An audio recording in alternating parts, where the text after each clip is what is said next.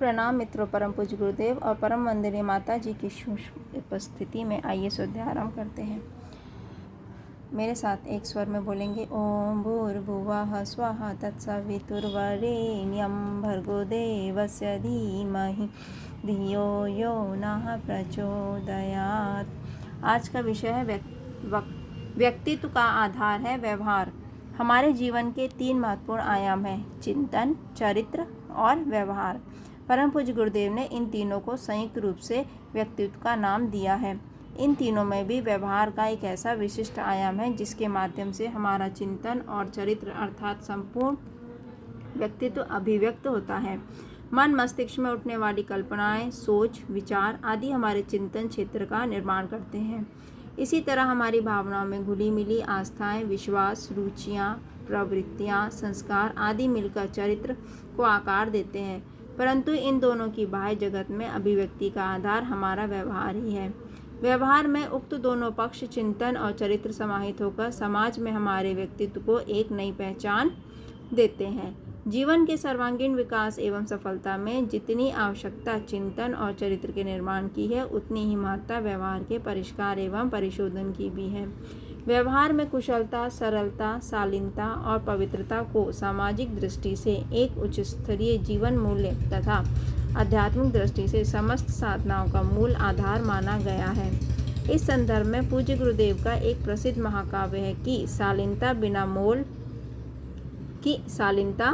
बिना मोल मिलती है, परंतु उससे सब कुछ खरीदा जा सकता है। अर्थात व्यवहार की सौम्यता, सरलता और मधुरता से व्यक्ति मनोवांछित सफलता और कार्य सिद्धि कर सकता है। अध्यात्म का क्षेत्र हो अथवा समाज, दोनों में ही अच्छे आचरण और व्यवहार कुशलता का महत्वपूर्ण स्थान है।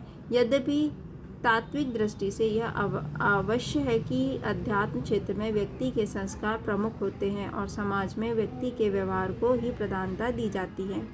अध्यात्म संस्कार देखता है और समाज व्यवहार। तथापि संस्कार और व्यवहार में गहन अंतर संबंध होता है। अच्छे संस्कारों, अच्छे चरित्र से युक्त व्यक्तित्व का व्यवहार भी अच्छा ही होता है, परंतु बुरे संस्कारों, घटिया चरित्र वालों का व्यवहार एवं आचरण सदैव ही निष्कृष्ट और संकीर्णता को उजागर करता रहता है। चरित्रहीन व्यक्ति किसी स्वार्थ अथवा दबाव या नैतिक सामाजिक भय से कुछ देर तक अच्छे व्यवहार का चोला ओढ़ भी ले, तब भी वह देर सबेर उसका असली चरित्र सामने आ ही जाता है। अतः आवश्यक है कि अपने भीतर के अच्छे आचरण, व्यवहार कुशलता की आकांक्षा की पूर्ति व्यक्तित्व में अच्छे संस्कारों और चरित्र को आधार बनाकर ही निर्धारित की जाए। आंतरिक व्यक्तित्व में उत्कृष्टता और सरलता आने पर व्यवहार स्वतः ही परिष्कृत और मधुर होता चला जाता है। हमारा व्यवहार ही समाज में हमारे जीवन व व्यक्तित्व को एक विशिष्ट पहचान देता है। व्यवहार की विशेषताएं ही हमें औरों से अलग और विशिष्ट बनाती हैं तथा सफलता और असफलता का कारण बनती हैं। यही कारण है कि संसार में जब भी जहाँ भी किसी सभ्यता और संस्कृति ने जीवन पद्धति का निर्माण किया, तो मानवीय व्यवहार को उसका सबसे प्रमुख अंग माना।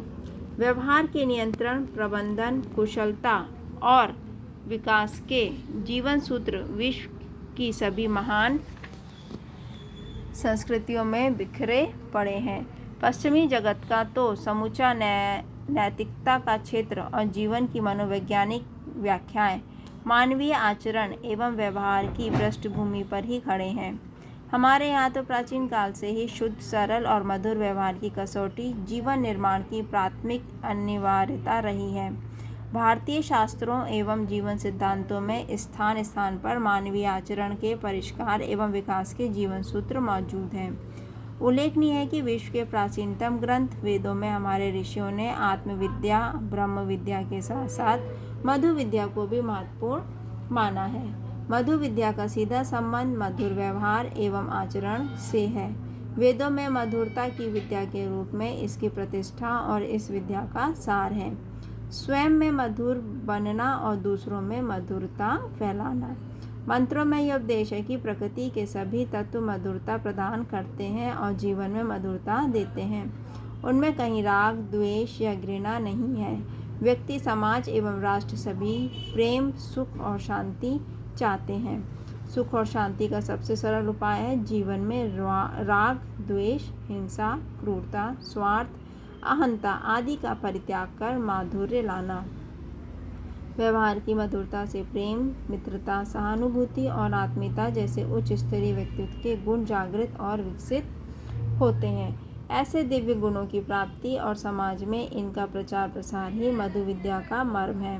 परंतु यहाँ इस सत्य सिद्धांत को भी आत्मसात करना जरूरी है कि मधु विद्या की प्राप्ति तभी संभव है जब व्यक्ति चरित्रवान और सात्विक संस्कारों से युक्त हो।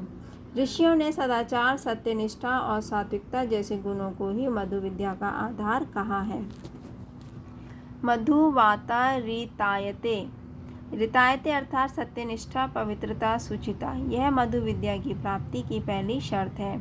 वेद मंत्रों में कहा गया है कि सत्यनिष्ठ और आचरणनिष्ठ व्यक्ति के लिए वायु मधुर बहती है, समुद्र मधुरता प्रदान करते हैं, सभी वृक्ष वनस्पतियां मधुर फल प्रदान करते हैं, आकाश भी उनके लिए पिता तुल्य मधुरता की वर्षा करता है। मधु धौरस्तु न पिता, ऐसे व्यक्ति पर समस्त ग्रह नक्षत्र और देवतागण भी कृपा दृष्टि रखते हैं, वह उसे जीवन में निरंतर सुख शांति प्रदान करते रहते हैं। अथर्ववेद का एक सूक्त है मधु विद्या के अनेकों रूप प्रस्तुत करता है। मधु विद्या सूक्त के 5 मंत्रों में जो उपदेश समाहित है वे हमारे मानवीय आचरण और व्यवहार को परिष्कृत बनाने वाले अनुपम जीवन सूत्रों के रूप में विद्यमान है। सूक्त का पहला उपदेश है ईख यानी गन्ना।